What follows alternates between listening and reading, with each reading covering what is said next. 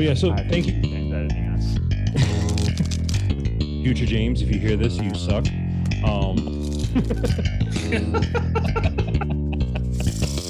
Welcome back to the Dealing Seconds podcast.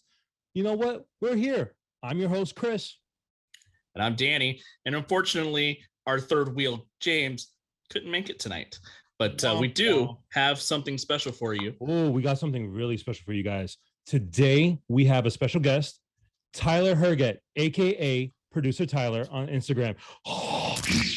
Whoa. Yeah. That's our version of it. There you go. That's our version of the drum roll, Tyler. I love What's it. up, man? How you doing? Thanks for having me, man. This is so fun. As we were just talking before, we kind of just like rolled right into it. And thankfully, Danny was like, hey, we should probably start this right now. Yeah.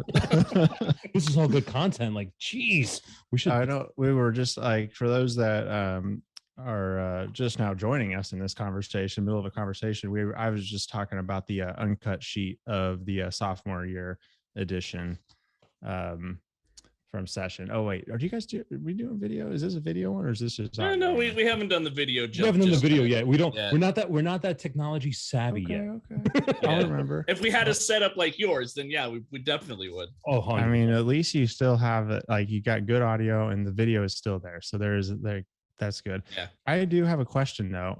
Yes. So is this on the sophomore deck? You have the honor roll card. And so do you sign those individually or is no, that would be hell. So no, that's printed on there. Okay. See, Yeah. I thought it was like real ink for a minute and I was like, that's impressive. That's a nice touch. It's because Illustrator is beautiful. Illustrator is beautiful. I was going to say, how long have you been messing with Illustrator? Probably about a year and a half to 2 years. That's it. That's Okay. it. I dove with my first one freshman year. I had a lot of help from Darren Lee, and he did a lot of the designs for me. And I just, in between that and sophomore year, I kind of just played with it, YouTube tutorials and just kind of trial and error. I'll tell you what helps though, an iPad. Yeah. Oh, those stickers too on that iPad are pretty sweet too, man. Yeah. Well, you know what? Next time I send you stuff, I'll hook you up. I got some left. But yeah, the iPad with the pencil made Illustrator for me a lot easier. Good to know, because I've got an iPad and I justified the pencil. I do a lot of like when I'm editing a video, I'll take a lot of notes during it. But I downloaded Illustrator and I've never done anything with Illustrator because I'm like, I don't even know where to begin with. Yeah, it's all been on iPad for maybe a year, and it's night and day from when it started. It's getting close to the computer app, but you can do for designing playing cards, you can do 90% of the stuff on there without the desktop. Nice. Nice. I don't even want to even start because I am not that technology savvy. Like I'm good with certain things, but that graphic design. And the cool thing is they just introduced vectorizing straight from the iPad Illustrator app. So Doodle and Procreate, if you have an iPad, you probably should know what Procreate is. Yep. And you can just throw that stuff right and vectorize it right on the iPad. That was huge. That's what she said. That is. Yes. Woo. She told you that too? Damn. She did. And yes. Yeah. So it's I'm still very novice with it, but I wouldn't have ever guessed, man. This deck has been my like go-to deck lately. This sophomore year. Appreciate it. No, that sophomore year is a beautiful deck. No, but Tyler, let me ask you something, because I know I've seen your Instagram, I've seen your YouTube. Yeah. You've done a lot of stuff that was not card related, and you've only been in cards for a little while now. I would say maybe a year. Yeah, just about a year now. Yeah. What made you get into cards actually? Because I mean, most people know you, so they want to know your backstory. Yeah. So this, I had gotten into playing cards when it was during a bowling league, and everybody like seems like poker seems to be like a go-to thing for a lot of people playing games. And so it was during league night, I had just picked up a deck. And so I was like, hey, this is kind of fun but prior to that, and that was what kind of like kicked things off again. But prior to that, back in high school, junior high, it was like 2005, 2006. That was like right when Illusionist popped onto the scene. Kind of like it was the Black Tiger deck came out. I was really quick to get one of those, and I was like super into Magic, and like Extreme Beginners XCM was like one of the like OG DVDs that we got, and that and Dan and Dave was like 2006, 2007. And I was overwhelmed by it back then, cardistry in general. So I just stuck to Magic because I didn't have the patience to learn the cardistry. Like now looking back, I'm like, damn, dude, if I stuck with it, that would have been so cool. But fast forward, 15 years, here I am getting back into it, and didn't realize how much of the card customization thing really took off when I got back into it. I specifically was looking for the white ghost deck from Bicycle that they had made, and it was like the UV500 finish, and that was like the specific deck I wanted. And then I came back into it and saw that they no longer made that.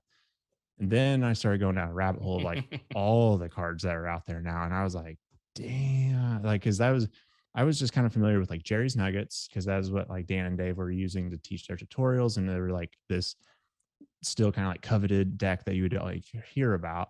And then like Illusions had the Black Ghost deck that the first edition that they would release during like basically you would get it like if you won something.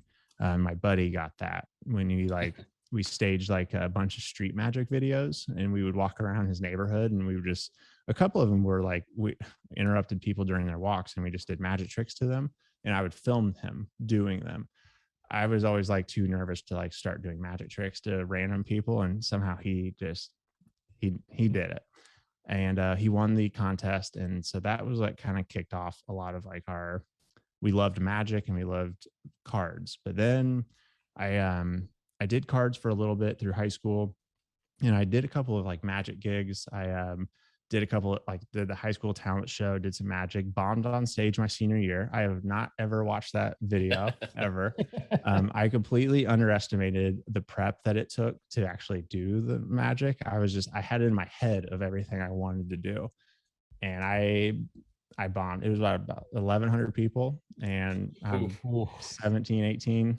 And like, dude, it was crippling. I remember getting on stage, and I remember looking at like just everybody, and I was like, I'm sitting up here with like flash paper, a coin in a can routine that like would like, there was like a can that you'd pour, and then you'd let go of the cup, and then it would just like be a floating cup. The little gimmick thing on it it didn't work. And so I spilled the cup on stage, dude. It was like, if anything could have gone wrong, it went wrong. And I was like, that was basically when I quit. And then a couple of years later, I was in college, and I was working in a restaurant, and I saw a balloon artist come in. And this doesn't have a whole lot to do with Magic or cards at all, but I made balloon animals for a couple of years through college at all of the like Applebee's in town. And that was like kind of like my college gig for a little bit. Then I dropped out, got a real job, and then was kind of out of cards and out of all of it for a while. But then it was fast forward to 2020, 2021, whenever this was, I got into cards again when we were playing poker during bowling leagues. And then I started buying decks. Yeah. And then you're screwed. Yep. Have you gone down the Kickstarter rabbit hole yet? I've gone. So what have I backed the the lavender black roses ones. I got trolled by troll decks. I haven't gotten that deck yet, so I'm not too surprised. It's kind of in the name. So I was kind of hoping that would come in. And then I don't know if I backed anything else quite yet off of Kickstarter.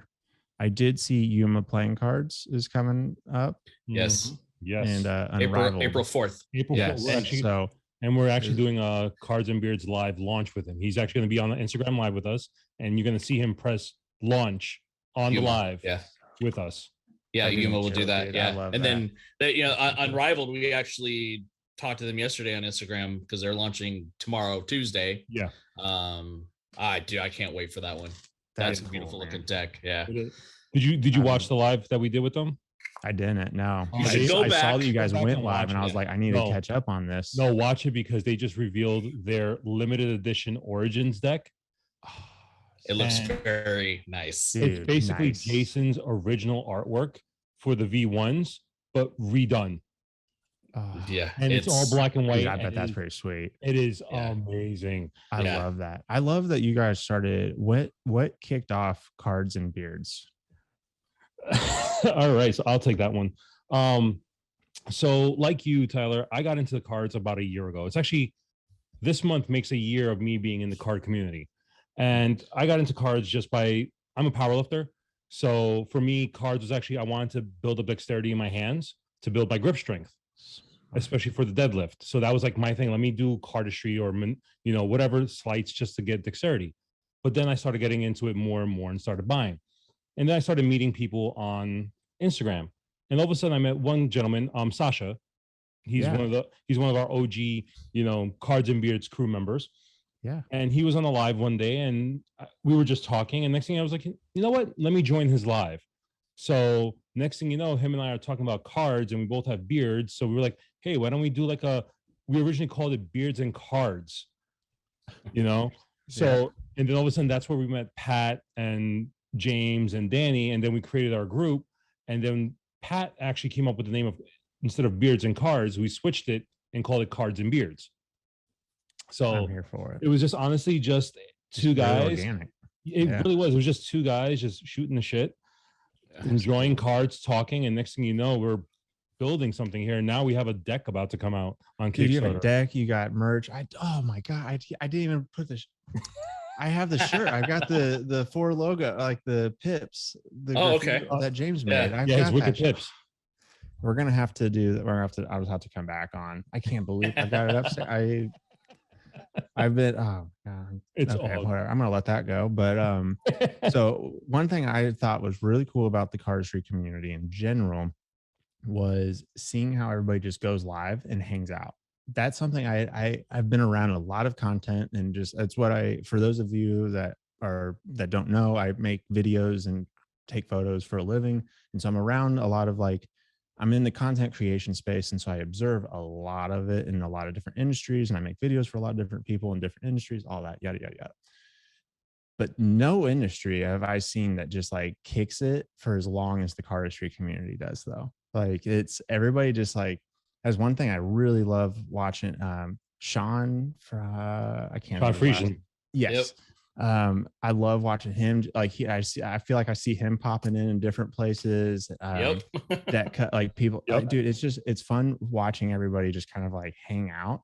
And I was like, it's just fun. I'll just literally be going to bed and I'll just throw on Instagram. The amount of times I watch you guys and just hanging out, and I'm in bed trying to fall asleep, I can't even count anymore. It's. And and that's kind of what I like about all this community, because I don't really have any real life friends anymore, in real life, So all my friends are here on Instagram and in the card community, and I talk to them more than I talk to my wife. My wife is starting to get to know voices of everybody now. Yeah, I mean, hell, I even went to Vegas last August to meet with Darren, his wife, and then Chard. Slightly charged, and we hung out for 4 or 5 days, and that was so cool, awesome to me. Actually, meet people in person. For real though, because it is just you can talk about so I take cards wherever I go, when I'm on gigs and stuff. So people will talk to me about them, but when I get to talk to other people about cards, dude, the energy levels just. Mm-hmm. Oh, it just changed. Dude, it's so fun. Because there's just so much, and being able to talk to you, Danny, about your creation process of stuff. I don't get that opportunity very often where I'm just dude, this person just made this on an iPad.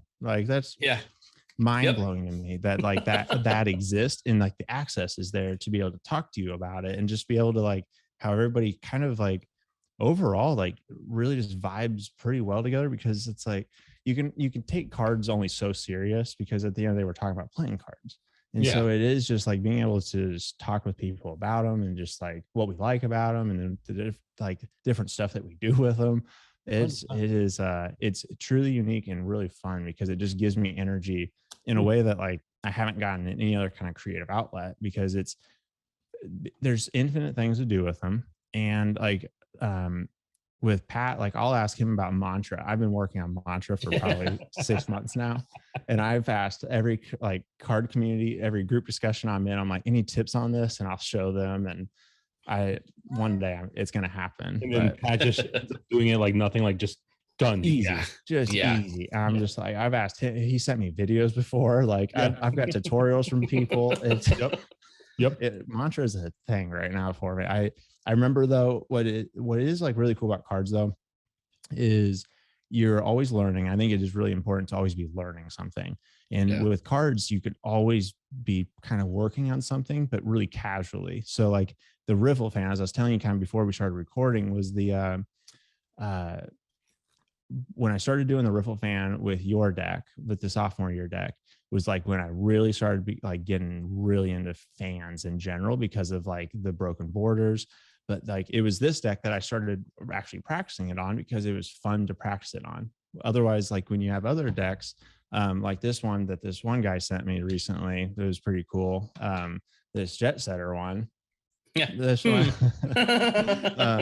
is love the deck, but the fans just don't hit just the way they hit like on a broken borders deck. And so it is like you're finding these new things to do with them, and the different like, but then everybody's like willing. I haven't run into anybody yet, at least, that's been like, nah, dude, I'm not gonna help you with this. You know, so like being able to like collab in that kind of a way has been unique and fun. And you're kind of like fostering these relationships in a whole different way that like you just don't do in like I want to say real world, but like the outside world.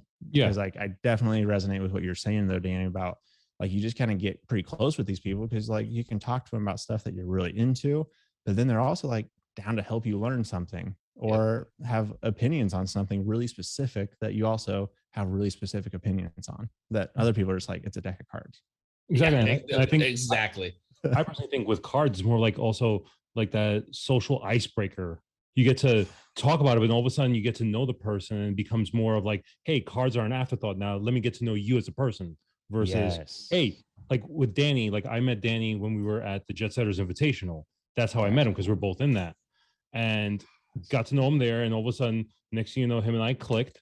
Then he's part of the Cards and Beards crew, and now I consider Danny one of my good friends because like Danny, like I have very limited amount of friends that I in real life that I consider my good friends or my best friends. For real. Very, very limited. And I talk to the guys here on Instagram more than anybody else. Yeah. So it's like, I feel like I listen to you guys more than I listen to anybody else. But that's what I'm saying. Like you were saying, how like this brings people together just to have some fun, have a good time. And that's what I think the ethos of Cards and Beards in general has been like, hey, this is just all in good fun. Let's have a good time. At the end of the day, it's like, it's cards, but it's more of let's have fun. Let's get to enjoy each other's, interactions or, relationships with each other and get to, evolve more in friendships. 100%. I think also to add to that is the ability kind of going back, like it's fun having opinions on so many different things that are happening in the card community. Like there is just always new decks coming out, Kickstarters not being followed through on. Did you see James's post or his Instagram story when he was like, any Kickstarters that fell through? I was blown away by how many there were. I didn't know that. I didn't know that was a thing. Yeah, it's a thing. It is a thing. Unfortunately, it is a thing. And there's some, we were actually talking about this last night on the Instagram Live with Corwin. Like there are some, creators that will take your money and then their radio silence, no communication for months. And we were just talking about that last night. And it was just like, why you're taking thousands of dollars from people, collectively. Yeah. But you're giving zero communication. Like when Dan did his sophomore year deck, every 3 weeks at least there was another email saying, hey, there's not really, we're waiting in the queue, but at least you knew where you were. Yeah, that's nuts. Because there, when you're creating a deck, there is, especially with Kickstarter, once it ends, you have 2 weeks before you even get the money from Kickstarter. So there's nothing much to do except for submit your artwork to whoever your printer is to get that ball rolling. But then after that, it's like 6 weeks before you get your proofs. So there's nothing you could do. You know, so like you got to say like, hey, at least say, hey, you know, I haven't heard from them. We're still waiting. Yeah. And then there's that 2-month long process while they print. So it's like there's it's the guys that go quiet and don't say anything. Annoys the shit out of me. And it's not just the smaller creators. There's a very big creator out there right now that had his project fund and it was supposed to fulfill last month, and no one's heard from him in like 2 months. Yep. That's insane. I'm still waiting. I have one creator that fulfilled last year. It was a big deck, was very hyped. Got fulfilled easily. Radio silence. I sent a comment on Kickstarter. The person replied weeks later. Yeah, it's like an afterthought for him. And I'm That's like, mind blowing. My thing was like more of like I was waiting because normally what happens, and Dan could tell you, like after Kickstarter's done, most Kickstarters will send out a survey for you to fill out for your information, but then you can update your survey before it's like time for fulfill, like within 48 hours, they say, usually. So I remember I messaged the creator. I'm like, hey, I don't remember filling out a survey. And it's been months. And I'm talking like at least 6 months since it got funded. And I'm like, what the hell? Yeah, because I mean, from a creator standpoint, once the Kickstarter, before the Kickstarter even starts, you should be done with any designing or anything. Like all my worry is promoting it for the 30 days or however long it is. And then once it's funded, now my job is to get that to the United States Playing Card Company and deal with them to get my proofs as fast as possible. Yep. I don't understand some of these creators that it's been months and they still haven't even submitted the artwork. I'm like, what have you been doing? That's insane, man. I got the cactus, the last drop that he did. Yeah. I got those, and I'd get updates, but I'd like kind of forget about it. And then like when they showed up, but he like consistently updated. I felt like I was getting updates. Same thing with the lavender black roses deck. I'd get some updates here and there. Daniel Snyder's very good on his updates. Yeah. I just like, and I also liked how he about spending more money when I was like, I do not need more decks right now. But it was like, hey guys, I'm backing this. If you back this, you get this. And I was like, oh, that's clever. Because I was same thing like Luke Wadey. Luke's I will always back immediately. I mean, Dan and I are both part of his Patreon. And I just joined his Patreon. I didn't know he had one until he just mentioned it in one of the stories, and I was like, brilliant, love it. Which level did you do? The 3, just $3 for right now. I was like, let's see how often I get back on it. I got on the first day and I haven't been back on, but you'll get updates and stuff like that. I mean, his updates are great. You get a lot of good insights. I mean, you see a lot on there. Yeah, he does. And you know what? He's the most down to earth motherfucker around. Dude. I love Luke more than anybody in the creator space of this. He's every interaction I've had with him has been just like that exact thing. He's just down to earth. He's just you can tell he's just kind of a fan of cards too. You know, he's just kind of part of it. So I'm just that's been cool to kind of see how other creators are doing, kind of like finding ways to generate revenue in that way, which I think is brilliant. I listened to a podcast a while back with the CEO of Patreon, and he was just talking about the diversity of people that are using Patreon. And I was like, at that time, I didn't know any people in the card community that were using it. And I was like, man, this would be kind of a cool idea for people that know what they're doing with design. And then lo and behold, there's Luke just like, here's access to everything. And I was like, man, dude, and he does polls, and he actually has his Patreons actually vote for like what he wants to do next or whatnot. Love that. And I love it. I'm like, Luke, like everybody's been saying, Luke is the most down to earth person there is. And honestly, I've had times where I'll text with him. There have been times where I'm at the gym at like 7 o'clock in the morning or 6:30 in the morning. And of course, time difference with England. And Luke and I will text from like 7 in the morning to like 2 in the afternoon. Yeah, he's awesome. And I'm like, I don't mind. I love it. I'm like, oh my God. And me going back a year ago, just hearing of Luke, and I'm like, wait, these people actually talk to me? Like, holy shit. That goes back to what I was saying about like being able to have access to like a creator and just be able to talk with them about it. You just don't see that in other communities. I feel I at least I haven't experienced that with any other hobbies I'm in. Like I'm really into bowling, but like I've sent messages and asked questions about like different bowling balls and grips and stuff like that to other like people in the PBA, and like just like radio silence. But then you get deck creators and they're just down to talk about decks, which I think is just such a testament to the entire community. Yeah, and I reach out to Luke and Daniel Schneider's helped me. If you'd like, I'll send him artwork. Like, does this suck? Like, am I doing something wrong or right here? So like, and the fact that they'll give you that time for free to just be like, maybe you should do this, or whatever. Yeah. That's so cool, man. That is so awesome to me. Yeah, and it's just great to know that like everybody's saying, like, we are all human beings. We all love 52 pieces of paper. It's a hobby of ours, and we're not taking it seriously. We're just having fun. Yes, it is. Some people do get pretty serious about this stuff. Yes, they do. Yes. And to me, whoa, man, it's annoying. It's like, Jesus Christ, this is only a hobby for all of us. Like all of us here have a full-time day job. Yeah. That's our careers. It's a full-time day job. This is our little hobby to take us out of that mundane, crazy lifestyle that we have and let us actually have a little bit of Zen time for ourselves to be like, hey, let's just mute out the world and just enjoy what we like.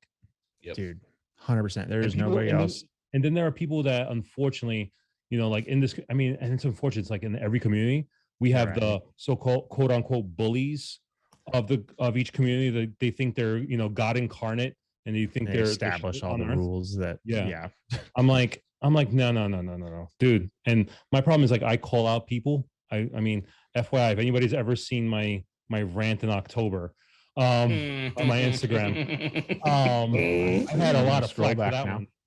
But that's why, I mean, it's part of my being a New Yorker. Like, I call bullshit when I see it. That's I try not to, engage, but when I really see something that really, really bothers me, I have to call it out, like I did. Yeah. And granted, I got a lot of shit back from that as well. So yes, you did. I did, but I didn't care. Yeah, because at the end of the day, it's still just fun for you. That's freaking playing cards, pieces of paper. Talking paper here. Hey, that OPC Snackers V4 is a very beautiful pink, by the way. Chris was just holding it up, and I love that. I love that color. Nice. I've got mine upstairs. I haven't opened them yet, though. I've got them in the box still. I need to do an opening. They are good. I'm happy they went back to this one, because OPC, their last few deck releases were like, besides the peelers, the others were like, they're kind of meh. They finally went back to what they were known for. The snackers, the peelers were good. The snackers, go back to that style. I think is better for them personally. I think it was cool to see how they ventured out and went and like they did the shuckers, like they just and like the coffee. Yeah.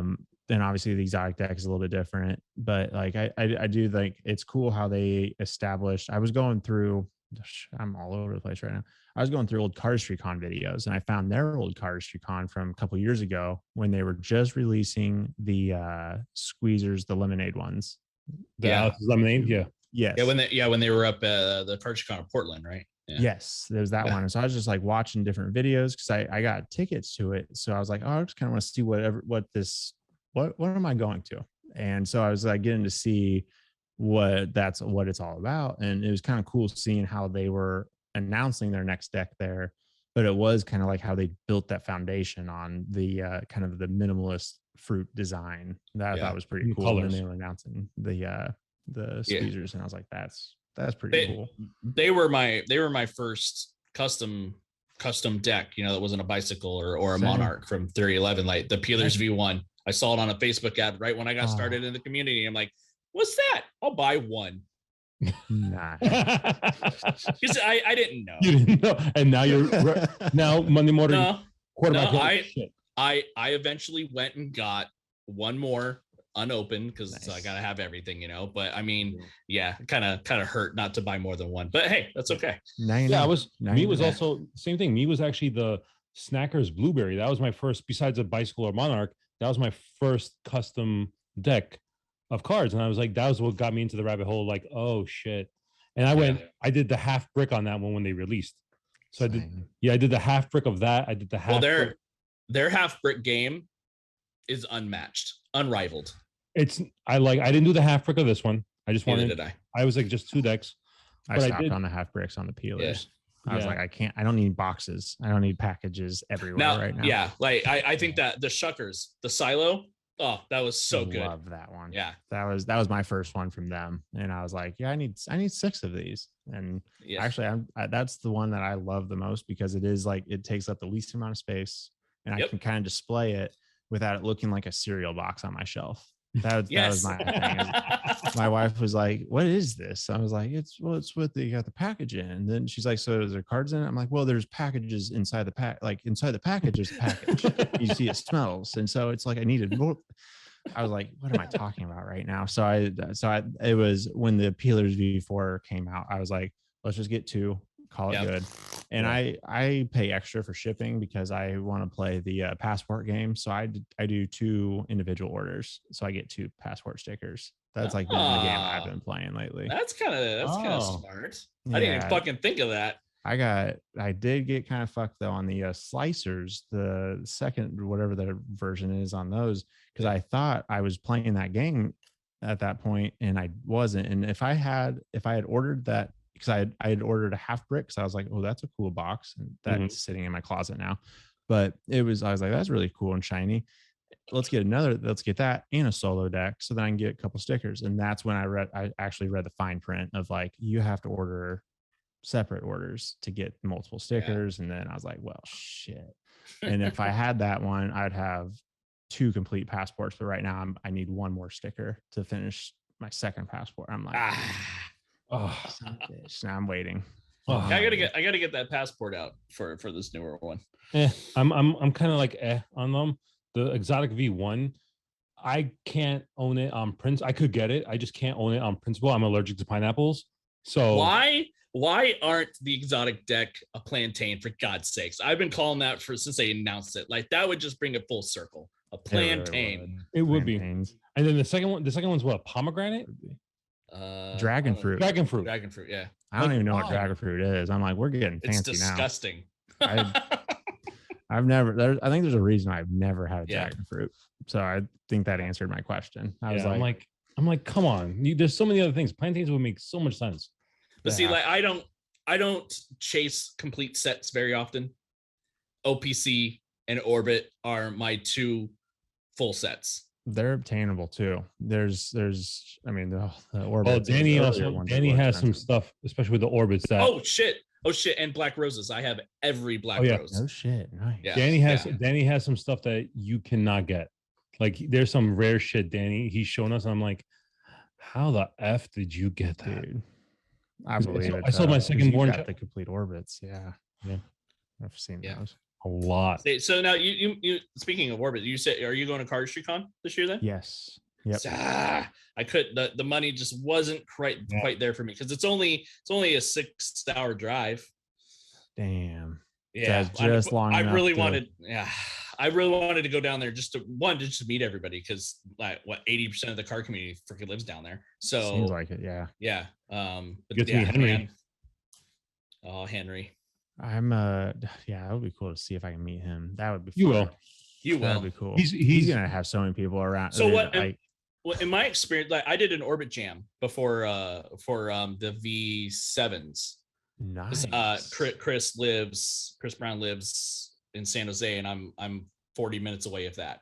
So I went there to that, and that was my first experience of a card get together, and it was so laid back and so cool. Like, I didn't know what to expect, and I went by myself, but like, I met many people there. There's one kid that flew in from like Europe with his family just to come to this, and they made a vacation around it. Like, no, it's I can't only imagine what Cardistry Con's gonna be. Especially for the past 2 years, no Cardistry Con because of COVID. So this is gonna be like the big hurrah, like, hey, we're back kind of thing. You got Orbit coming out with a new Cardistry Con deck. Looks like it's sailing themed. Yep. I'll bet you Fontaine is teaming up with Dan and Dave. You think so? Thought I saw. Yes. I think you mentioned something like that, because they teased like a gold package. Yeah, and it just, and the way the photos looked and everything, and what he's kind of hinting at, I'm like, oh, he's totally collabing with Dan and Dave. It is. I feel like it's inevitable. It's kind of like, yeah. That would be cool. Mirrors.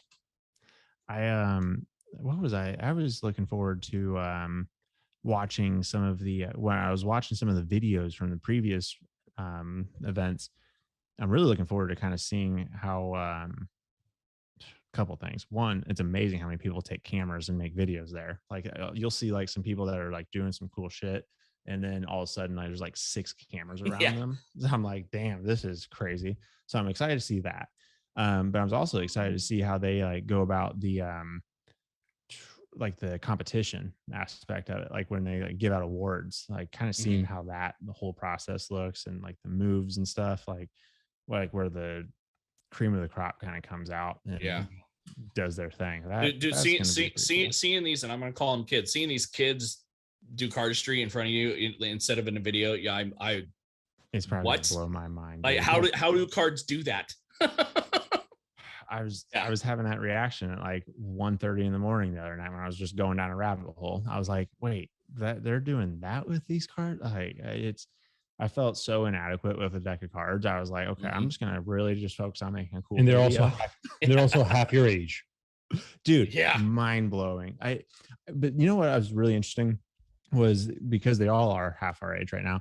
I'm 31, and so I was thinking when I was earlier in the podcast about I was like just getting into Magic. I remember how obsessed I was when I was like 14, 15, 16 years old. And all I would do is just like practice passes like in the mirror. And I would just like play with cards nonstop. And that's what I see from some of these kids right now, where they are just like, I mean, they're literally taking me to school. Like I'm like, hey, how do I do mantra?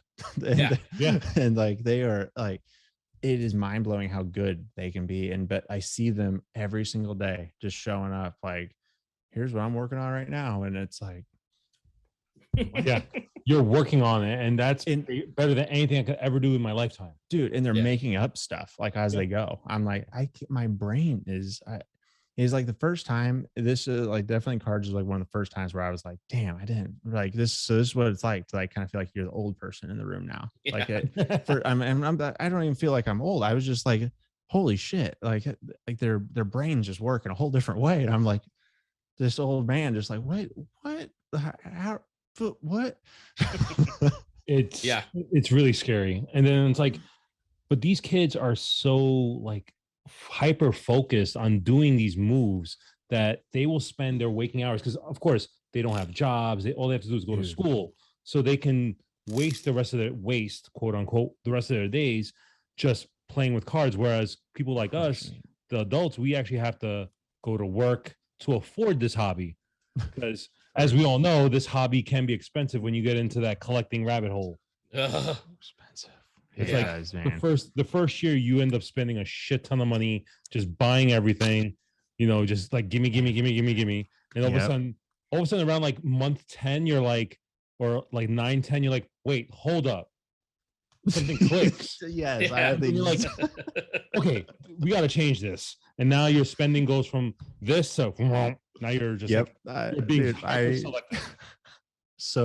with that. I was looking at the shop app, and when I was just scrolling through it, and I was like, holy shit. Same. I've done that too. The shop pay app where you just track all your packages. Yep. Dude, I was like, oh, okay. Let's chill. Yeah, and like for like a year, all I did was Kickstarter. I was just backing anything and everything that I could find. Yep. And my God, it cool. is. And it's like, I did like 25 backing. I backed 25 Kickstarters in like 3 months. Yeah. I was like, all of a sudden I got the super backer in like 3 months. I'm like, oh shit, I'm a super backer. Like, what the hell? I'm like, okay, fine. Now I'm like hyper selective of like what I'm backing, what I'm getting. Yep. I definitely have, like, it is cool. I was we were kind of talking the other day about like the collection process, and it is like you do start narrowing in on like, okay, after you realize you spent 4 figures on cards, you're like, okay, let's reevaluate what I'm really buying right now. And you're like, okay, I like cards that fan well, and I like cards with patterns. I don't like cards with thick borders, but thin borders are cool. It's amazing how many opinions I started having when I started looking at how much I started spending. I was like, okay. Have you gotten into the rabbit hole of which card stock you like the most? Thankfully, no. I Wait until because I don't know enough about it, and I kind of feel like I must be like subconsciously being ignorant to it, so that I don't have like an opinion, because maybe I'm still holding out on that, where I'm like, oh yeah, I really like this, like this was cool, I like this. But So what are FYI, these, Danny? What are your sophomores? Those are your classic bicycle stock. Okay, right? because Yeah, I bikes, gotta yeah. say these are they still fan grade. I mean, I've done a lot of floor displays with them, so like after doing a lot of those over time, they held up. They keep holding up great. So like I was like, maybe I'm just whatever I'm this not, you is know, has been doing I'm well. kind of like you. I don't give a shit about the stock. Yeah, I haven't. I can't say I'm too picky. I saw somebody post today about like the red dots from anyone, and they were talking about how this is like the best feeling deck ever, and I I can't tell the difference. I can tell the difference with like cards that are made in Taiwan, and I can tell the difference ones from Hansen Chen Yeah. about like the flatline ones, whatever. But whether they just really feel different. But like as far as like crushed B stock or crushed stock and different things like that, I can't tell totally the difference. But um, Well, I know that I know like you when have cards the don't feel good, I'm like, "Nah, I don't want plastic coated cards, but No. like. Yeah. no, funny enough, you have with you the In Session sophomore, but then you also have the Jet Setters. The Jet Setters are expert. Okay, I was wondering because they have a lot more stiffness to them.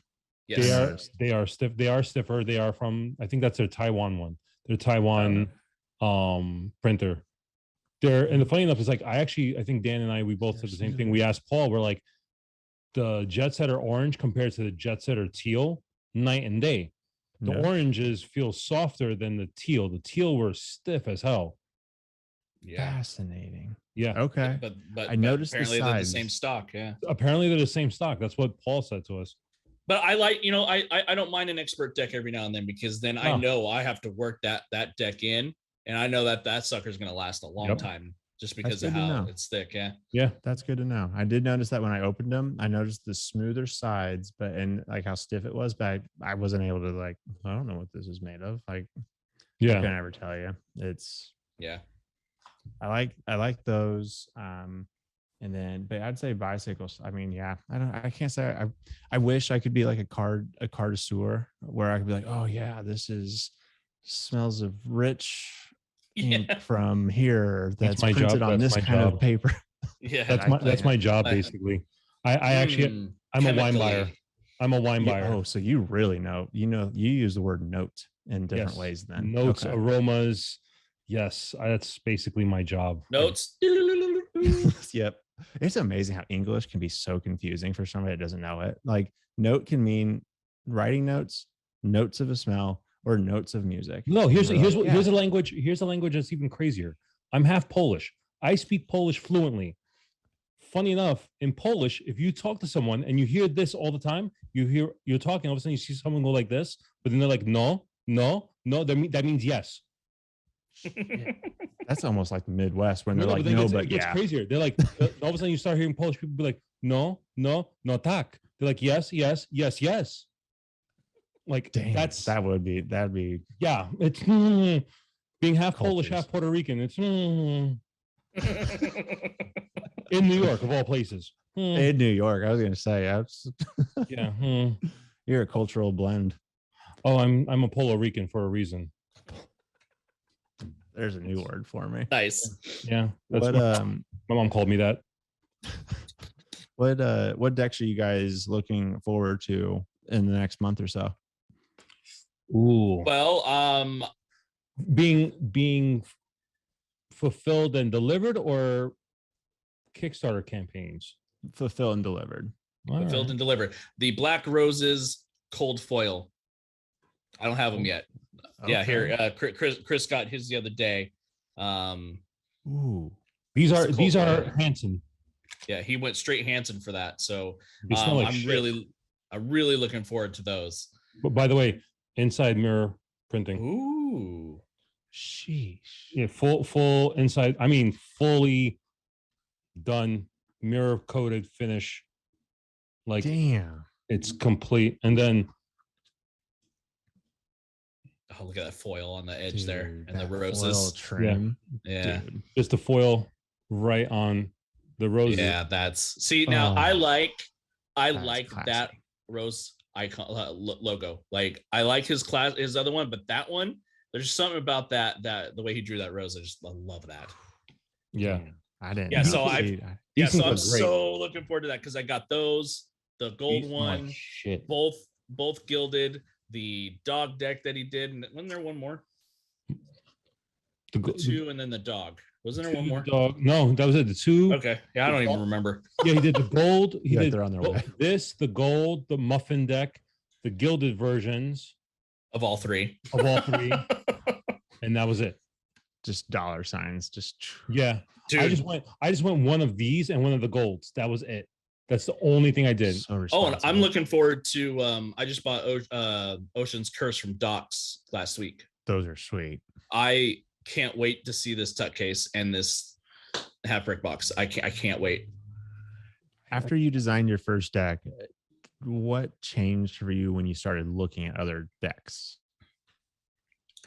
The artwork, because like just the intricacies, how hard that has to be to do something like so the monarchs and stuff like that, all the little details. And I understood Daniel Snyder's he always says he redraws every deck every time, and that didn't make much sense to me until I was into the second deck going and customizing those courts going, my lord, this is a lot of work.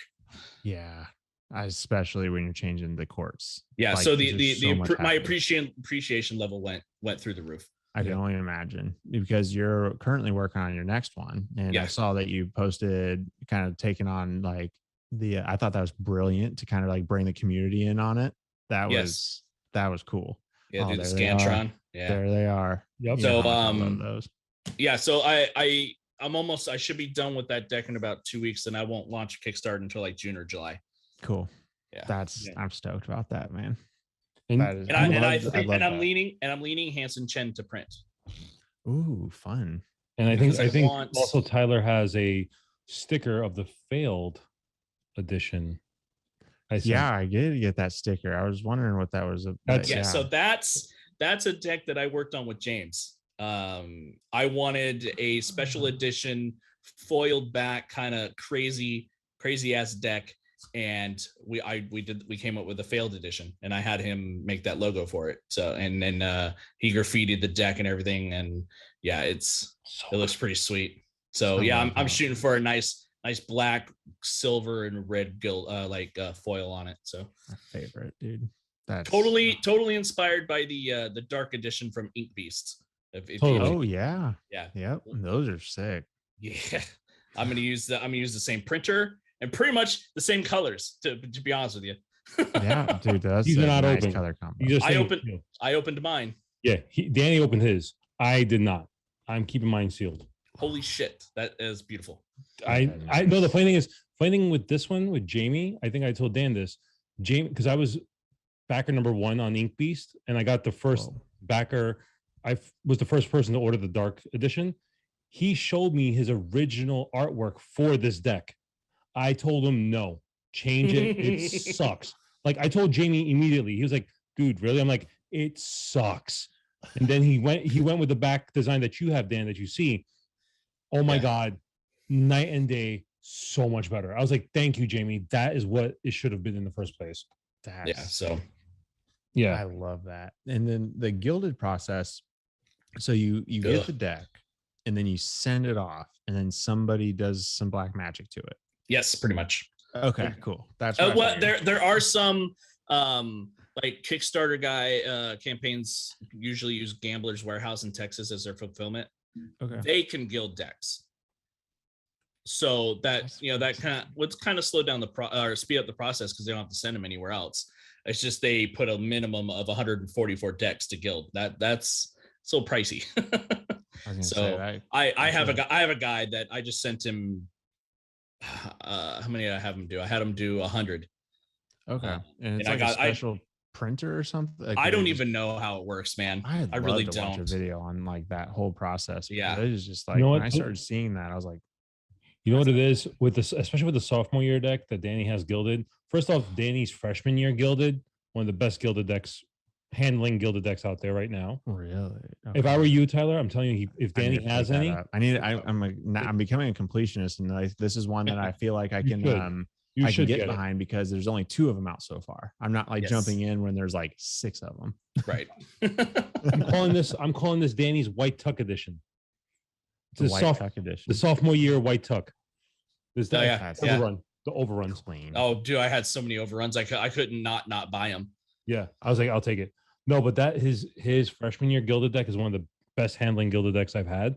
And that was gilded by gamblers. Yeah, and it handles really well.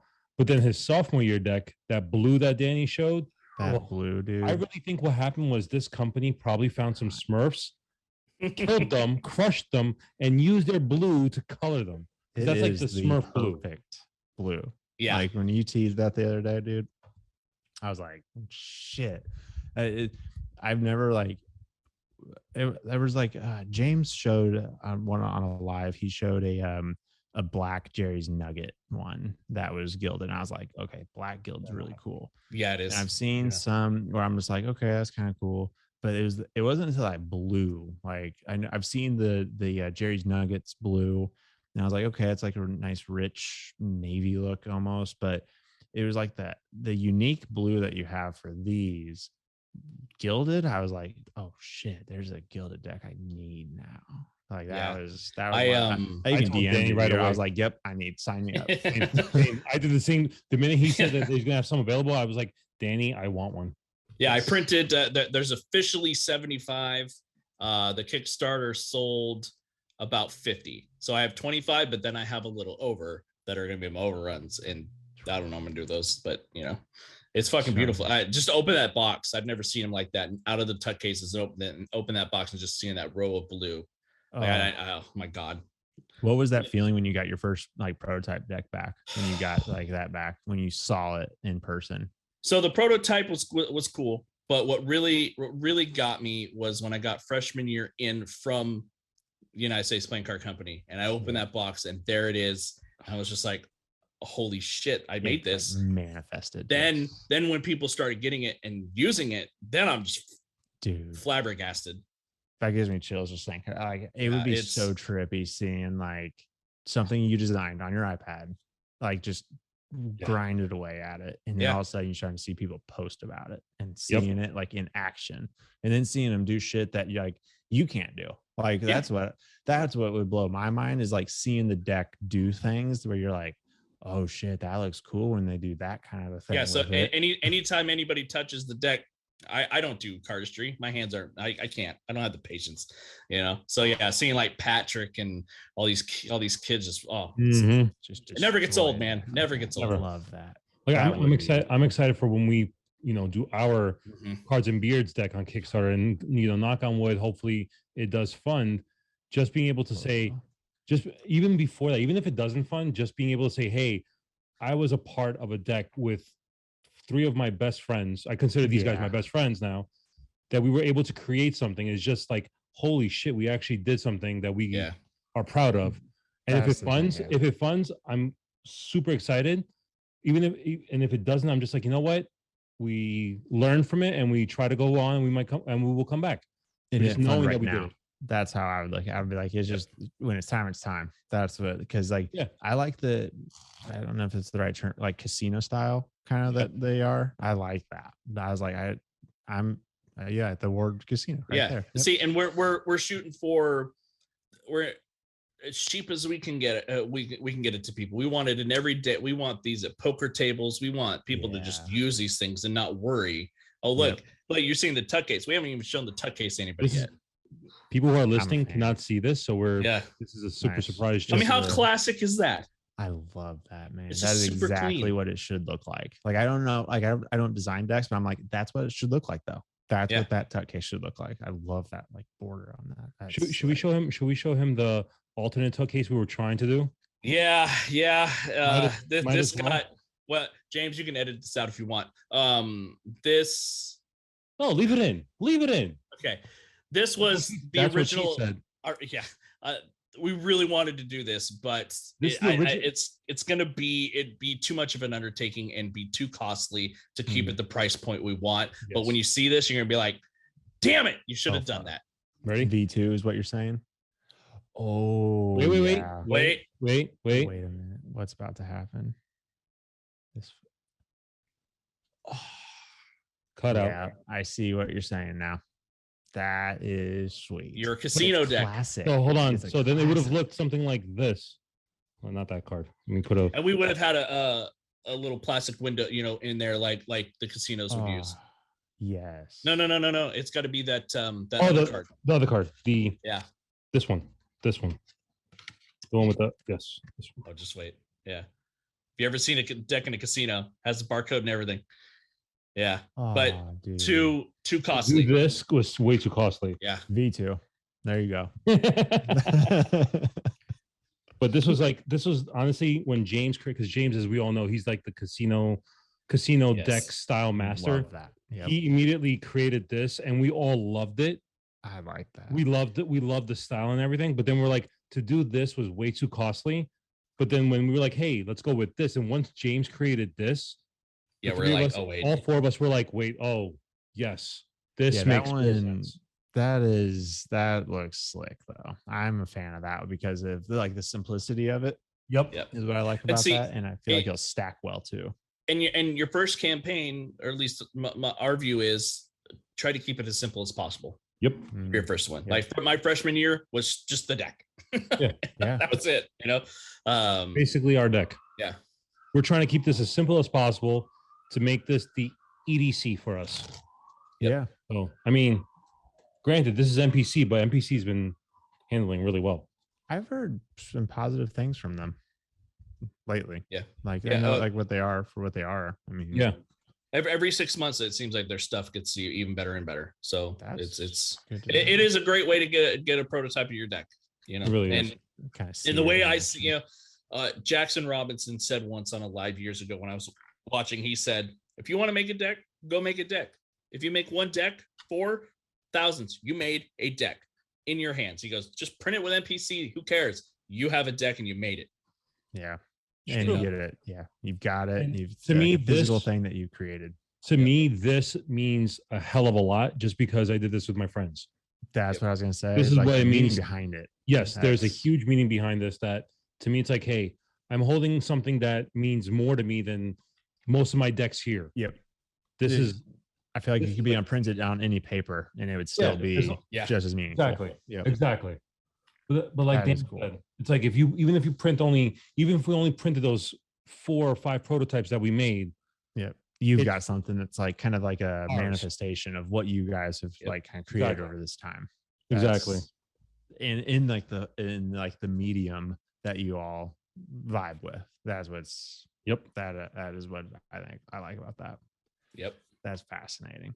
So now I know that I am going to need to definitely start messing with Illustrator and I need to find like a template for cards because now I'm like my ideas are just starting to spin now.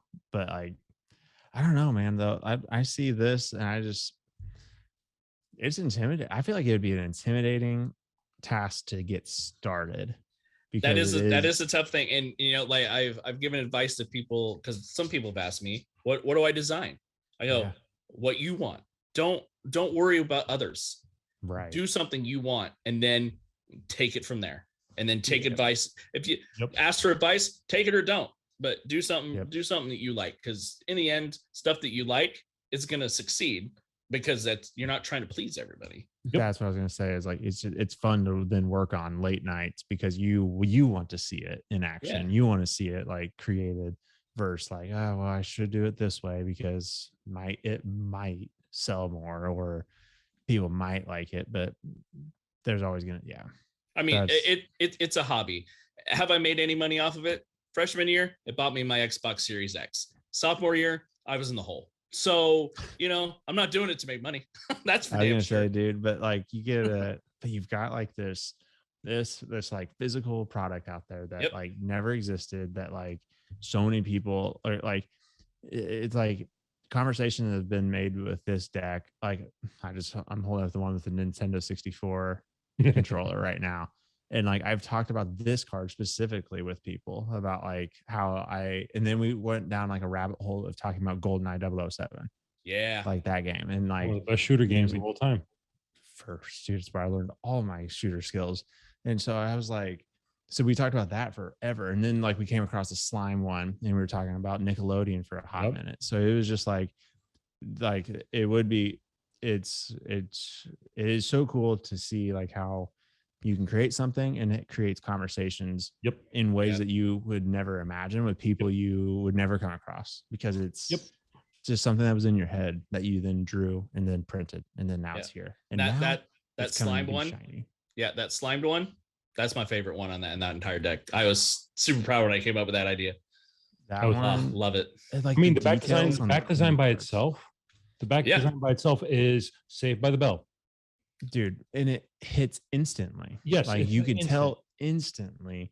I'm thinking what era it's from. I feel like I'm looking at that deck. I feel like I'm at the max with Zach and Kelly, with Slater and Jesse. And you know what the funny thing is? Originally the Jokers were going to be the door to the max. Oh, but I'm like, then I thought of that TV card, because I know everybody can relate to that. Everybody relates to that. You knew you had an easy day at school when you saw that thing. Hell yeah, dude! You knew it was gonna be the VCR under it and everything. Bill, Nye, the science guy. Right? Yes, dude. Oh my god. Oh my gosh. Oh my god. I am stoked. The Rubik's Cube, dude. One of these days, if I ever have a podcast, I definitely want to have you on it to just geek out about this deck again, because this is I'm so excited about the junior year one now, because it is like, and now that I'm like invested in it, and then I get to talk with the creator about it, and I'm just like, shit, dude, now there's gonna be another one coming out, and supposedly junior year is Mark. Oh shit. Well, how can you have a Scantron deck and not mark it? I mean, it's just right there, right? You're asking. Yeah, dude. The fact that when I first said I was on that Scantron deck, when I was asked you, I was like, "Is that a Scantron?" I remember the live. I was in bed. I was like, "Wait, is that a Scantron?" And you guys kind of like glossed over it, and I was like, "Wait, back up." I'm like half asleep in bed, just like. It's like Dan already showed us that like a couple days beforehand, so all of us were like, "Oh yeah, it's a Scantron." Then we were just glossing over it because Dan was the first time he was showing everybody. Yeah, so nonchalant, and I was like, "Hold up, wait until you see the Jokers for it." That's the thing I'm most proud of, dude. I cannot wait for. I've not. That's like the only thing I haven't shown from the deck. No, that you have to leave. That's waiting. That's wait until the campaign starts, because those Jokers hit harder. You thought sophomore year hit? Those Jokers alone, took me back. Yeah, I'm stoked about that. I do enjoy the surprise of seeing a deck reveal too. Like if I see too many teasers for like an OPC deck or something, I'm kind of like I kind of almost want to turn away, because I'm like I like the surprise of getting to experience the new face cards and like the design and everything.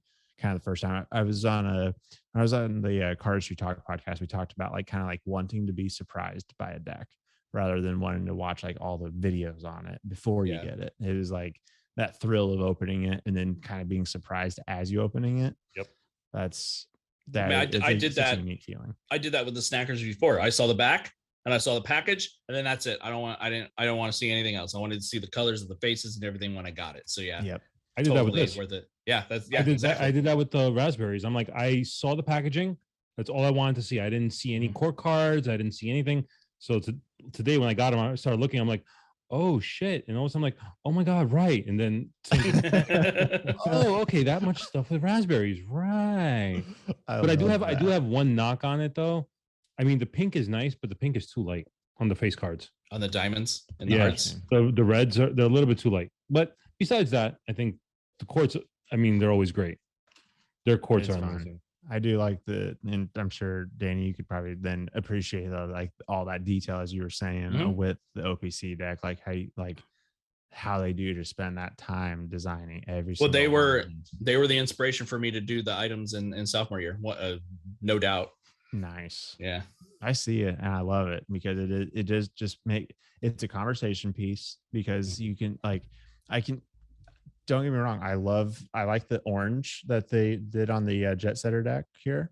I thought that was cool.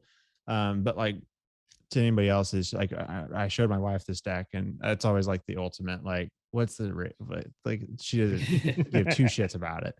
And so I'll show it and she just kind of like looks, she's like, huh, okay. But like then with this deck, with this, I watched her just go through and it was just like fun, like watching people react to decks. And so it'll be the same thing with like an OPC deck. And so she'll be, when I opened these A1 bombs V1, she's like, so you spent $35 on a deck and like they didn't even customize the face cards? She was like disappointed in the fact that they were. She's like, so it's just normal? I'm like, well, it's like different back, but she's like, but the what's different? I was like, yeah.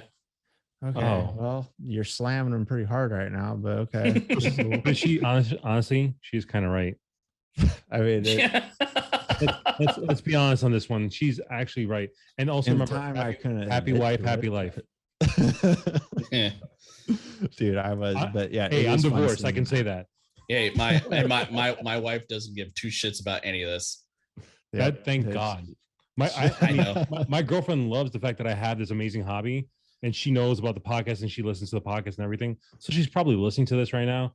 Well, when we publish it, and she's like, "Fine, have your hobby. It's all good. I love it. I think it's great." You know. Just whereas my other friends, I have my other good friends that my close friends here in real person. They're like, "You collect playing cards? Like, really?" That's the reaction I'm met with. Yep. Like wait, then all of a sudden they're like, wait, like playing cards, like playing. I'm like, yes, playing cards. So do you like do tricks or something? I'm like, no, I actually just shuffle them. Same. Yeah. I do the same thing. I'm like, I don't do any tricks. I just shuffle them. They look fancy when I shuffle. That's it. Yep. That is exactly. I'll be when I'll see people and like they'll see kind of because I obviously have been on a big kick of posting about cards a lot lately. And so it's kind of like a go-to when they see and like, oh, so I see you're like into cards. So do you do any tricks? And I like very quickly, I'm like, nope, I just shuffle them because I do not want to turn any conversation into a magic show. Yeah. That's like my first thing. I'm like, nah, I don't know any tricks. I usually perform for like kids. I'll do a couple of tricks for kids. Yeah, like if they're not gonna try to figure out how I did it, I'll feel it out and I'll do like easy like, is this your card? But otherwise I'm not trying to like garner attention from card tricks. I'm like, I honestly nope, I just collect them and I like playing with them. And you're like, huh, okay, yeah. I do that with my daughters too. Like I do a couple tricks for my daughters whenever I go see them in Texas. Like I'll learn like one or two tricks and I'll learn to like show them, and they're always like, holy shit, what? Because my daughters are 15 and 13, so they're like, holy shit, do that again. And I do it again. Enough to appreciate it, but not care too much to figure out how it's done. And I'm like, in my head, I'm like looking at myself like, holy shit, I just flashed. My daughter's like, what the hell just happened? How did you do that? I'm like, oh, you didn't see that. Okay, we're good. But then I have like other friends, like my girlfriend, like I'll do a trick on her and it'll pass the first time. And then like 5 minutes later, she's like, do it again. And she's like, and then she's like, all right, this is how you're doing it. I'm like, shit. She's like, I'm OCD. I get it. I spot the minuscule things. I'm like, I know you do. Yeah. But you're never supposed to perform the same trick twice. I know, but I don't care. I'm not a magician. You just try to get away with it. That's what you're like, let's see if I can pull this one off again. Exactly. If I can pull it off on my girlfriend, that means that at least the first time, that means, okay, I'm okay with this sleight. Yes, I remember when I had met my wife, I doing magic tricks because that's like that was my go-to apparently, and she like expected the result. She was just like, it was like just a pass is basically all that. I was like, and so this is your card, and like normally I was used to like, oh, that was really cool. And she was like, yep, that was it. It was like she was like predicting the result. What I do with those people, because I have a coworker like that, I'll get a card like a joker or a court that has a card reveal, and I'll force that card on him, and then I will go, oh, is this King of Hearts your card? Like, no, that is not. What I go, oh damn, or here, look at it closer. Are you sure? And it's the card, it shows the card that they picked. That usually gets those type of people. I'm gonna let you know next time I see you how I pull that one off. I'm gonna try that one out. Because they're like, oh, you're an idiot. You totally messed up the trick. I'm like, did I though? Actually, take a closer look. Funny enough is like I actually gave, when I went to go see my kids last year for my daughter's 15th birthday, I like you, Tyler, like I take cards with me on the plane. I take them wherever I go. And I took a couple of decks of cards. I took actually the Snackers blueberries in the pouches, and I gave each of my daughters one of them. That's a cool gift. Because they started seeing that I was collecting them and loving them. So then my daughters were like, "Oh, can we try?" I was like, "These are actually for you." And next thing you know, they're like trying to shuffle. And my daughter, who's now 13, she was actually trying to do a proper Charlier cut. She was able to get the Charlier, but then I tried to teach her how to do the Charlier triple cut, where you do that. Yeah. And she got like halfway down. And I was like, oh, okay. Now she doesn't do anything. She's just my diva, but she thinks it's cool, but then she's like, it's just cards. Well, my 15-year-old's more like my 15, almost 16-year-old. She's like, whatever. That's like on brand for like what I hear most 15, 16-year-olds are like, yep. With the boyfriend and everything. Yeah. Don't have kids. Don't have kids. Trust me. None, because now they're overrated. I'm apparently going to be buying gilded decks from Danny now. So. Yes, you are. That's where all your money's going into. It is what definitely makes me feel better about it. I'm like, I mean, I don't have kids. So I probably get another couple decks here. Exactly. Yeah. You're saving money. You're saving a couple $1,000. Right, dude. That's could be worse. Hey, we all could be addicted to something even worse than this. At the end of the day. Yep. I was gonna say, at least I'm just into fancy paper. Exactly. Fancy paper with nice drawings and the nice touches of a queen that has the nostalgic grip on the pencil. The pencil grip. Yeah. Yes, dude. My favorite is the lightsaber highlighters. Yeah. That's literally you're just starting to go to war with them. All of a sudden you hit one, you're like, shit, I'm one highlighter down. And then you get to the one where the other person has the bigger highlighter. You're like, oh shit, I'm screwed. But besides the one with the slime, the queen holding the Tamagotchi, that I've really liked that one too. Yeah. Such a unique reference too. Yeah, I remember it is. Those were just huge. I killed it so many times. The Tamagotchi died on me. So I would remember when I was younger, I would have to reset that damn thing every day because I just never give a shit about it. And it was just taught me all about responsibility at such a young age. And we all killed it and didn't care. Yep. And just it still failed. I mean, there's an attempt. There is. And then the Bop It. Can't forget the Bop It. Bop It. Yep. And the classic water gun. Dude, I could just keep geeking out about this deck all day, dude. It's that sophomore year is just one of my favorites, which I am very happy about. Did you ever pick up his Alhambra deck yet? I just have the freshman. I don't think I have the. Is that on your website? There might be one left. I don't remember. Okay. So that's an NPC printed deck. That was just my my tribute to my high school. It's basically freshman year. It's freshman year with a border. Oh snap! Yeah, it's basically looks like that. It's the same colors as the Squeezers V2. Yep, from OPC. That blue, light blue and white. Yeah. So. Okay, I need to check your website then, because I know I got the decks when you were promoting it on your stories. When you're like, I've got a deal, like get a couple, and then that's when I saw you had the uncut sheet deal going on. I was like, well, let's get those two. Yeah. Now I feel like now. Okay, so I get that other one now. Yeah. Okay, and you have freshman gilded, or did you? Or I do. Oh, I have. They're on there. Okay. I think they're only. I think they're only $20.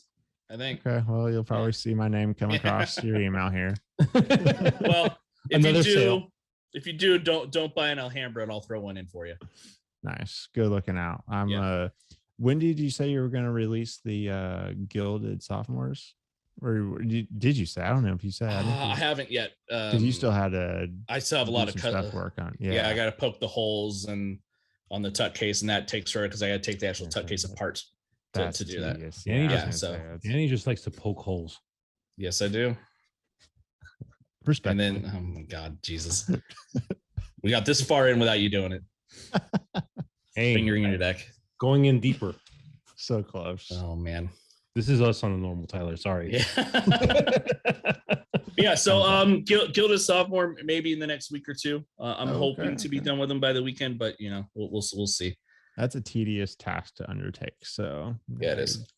But I want to be done as soon as I can, because once those are done, I'm done with the campaign. I can move on officially. You're right. Yeah, it is kind of like that one lingering thing that's kind of that I could see how you'd be like kind of relieved. But yeah.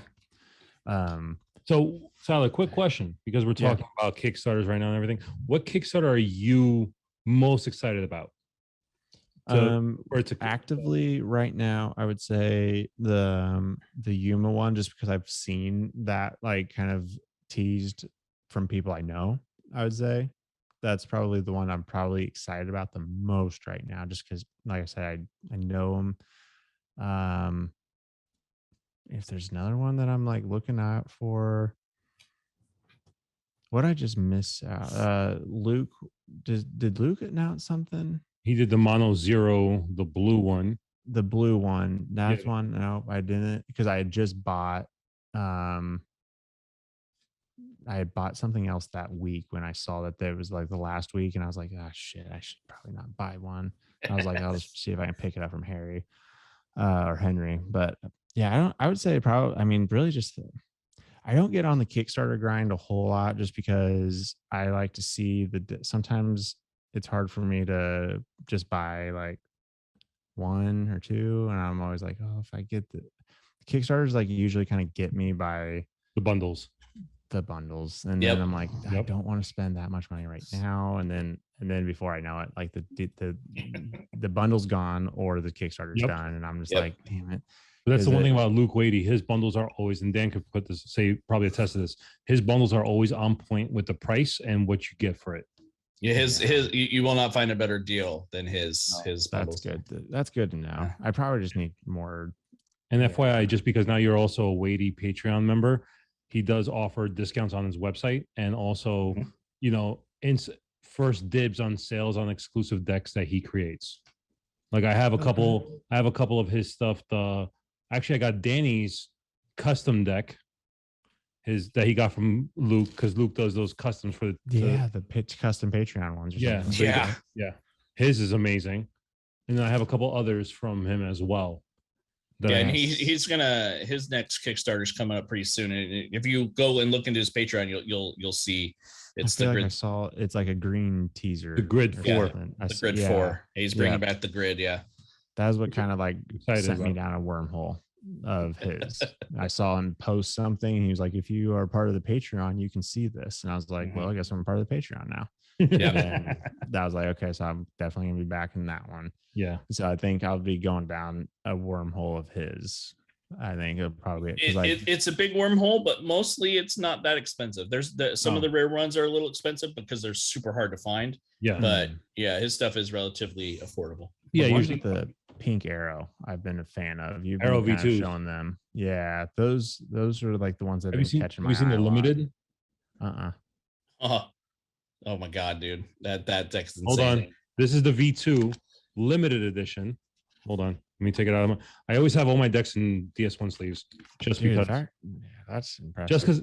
Just because I'm OCD that way. Shout out to Sherman at Carrot. Sherman Carrot Case Creations. If you're listening to this, love you. But you're talking Broken Borders. This is your fan. That is a fanning deck right there. It totally is. Love that. Even the faces have a broken border. Have a broken border. Jeez. Yeah, these things are amazing. Yeah, I saw. I think Danny, you might have been messing with me on Instagram stories lately, or some. I feel like I saw like the black and pink and white one. I was like, okay, I'm kind of a fan now. That's my favorite Luke Wadey deck. This is mine too. This is my favorite deck he's ever created so far, because I have not all of his decks, but I have quite a bit of them, and this one hands down is my favorite. Yeah, I definitely have discovered I am a fan of fans. So any deck that fans well is probably. And usually his stuff does fan really well. All right, really good that way. To answer your question about Kickstarter, probably one of his next ones. That's to circle that one back. Yeah. I'm looking forward to that. That's anything that anything that fans well. Like the Bomb V ones. I like the way they fan. Anything that's smooth. What's those? Ink Beast. Oh, okay. These are the holographic side. Yes. Okay. So you're saying fans. So these will definitely, I know Henry's going to have these for sale because he's the one that fulfilled them all. But you're talking fanning. Dan made me open these because when I saw that, I was like, yes, I got to open these. Those fan. Damn. Those fan. And that hollow hits. Yeah, that Legends can do a good hollow. Yeah. Jeez. Actually, I like this so much. I opened it. I actually messaged Jamie myself and I was like, hey Jamie, can I get another set of these? Like one of these and one of the standards? Because I'm opening them. I need them. But then I also sent James a set as well. I bought one for James because I know James missed out on it. And then when he started seeing these, he was like, dude, I love them. So I messaged Jamie. I was like, Jamie, can you do me a favor? Anyway, can I pay you? And can you have Henry send off another set to James? And Jamie was like, of course, not a problem. Oh, that's cool. Did James know about it? No. Or James, I was like, James, did you get James? I was like, James, did you get an email from SoCal?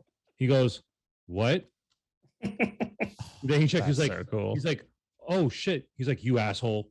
I'm like, well, I can't let Danny and I have all the fun. So that is so cool, dude. I'm that. Okay, Ink Beast.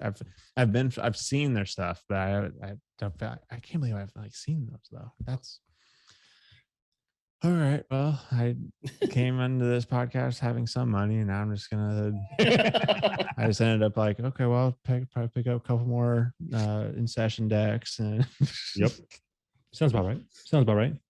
That's on brand. That's cool, man. I'm looking for I'd say I'm looking forward to the Gilded Sophmore. I'm looking forward to getting another uncut sheet so I can show off the front and the back on this. I found somebody messaged. I think Fontaine shared something of like this dude that collected all of the uncut sheets and had them framed. And I looked in the comments and they said they got all the frames from Walmart for $20 and they were perfect squares. So I need to do some Walmart shopping for those. Yeah, I got some $20 ones from Hobby Lobby. See, I went to Hobby Lobby and they did not have that, and I spent I'm not proud of how much money I spent on a frame. It looks sick, but it is way too much money on a frame. And so I was like, okay, I gotta find an alternative here because I can't keep doing that. But I do want to. I gotta do these justice. So I'm. You do because honestly, they're worth it. Honestly, I mean, it has been my go-to deck since I've opened it, and I opened it in Florida. I was in Orlando, and I was like, we were just getting ready to leave for dinner that night, and I was like, well, I got time to kill. Let's open a deck, and then I took that and the freshman year down there, and I opened both of them, and I was like, this just been my go-to. I mean, you've seen my stories lately. Yeah, I've just I'm a fan, man. I'm a fan. Well, it sounds like on that note, we're gonna have to catch up with you again, maybe on another podcast episode to see what you did with the uncuts. Because now it's a cliffhanger. Got to leave them wanting more. Leave them wanting more. We're gonna have that, and I'm gonna have Gilded, and I'm probably you're gonna be out another $1,000. I know. I was gonna say, dude, I'll probably be like, so here's what happened. Yeah. All of a sudden, you're gonna show a huge box of nothing but Danny's decks. Like this, you're like, I got Danny's another. I sold out all my decks. What? Yeah. 2 bricks went to a guy named Tyler. Did you do anything with the when you did the Kickstarter? Did you do anything with a special brick box or anything? Or did I miss out on any of that? I do have a half brick box, and I have some. So next time I send you stuff, I'll send you one.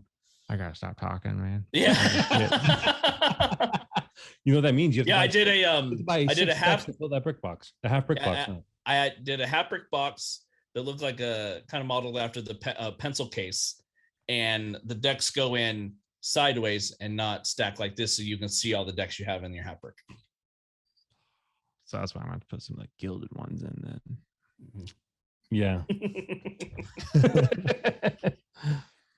All right, before I spend all my money. Let's get you off before your wife ends up killing you. I was gonna say, dude, she's gonna be like, so what did you end up buying now? She's like, I let you talk to them, and how much money did you spend? What the fuck? Yeah, right. But yeah, man, everything about it. Well, paper. I do always try to open it right here. Sometimes, like instinctively, I'm like, oh wait. Love that sound. I know, it's a nice touch, man. It's everything about it. Well, I appreciate it. This was great. Thanks for having me on tonight. No, Tyler, it's very few people I'd get on any kind of call with at 10 o'clock, and I was like, I can talk cards all night. Yeah, same here. Yeah, awesome, dude. Well, yeah, thank you so much. Thank you, Tyler. Well, guys, thanks, guys. Catch you on the next one. All right, peace. Peace.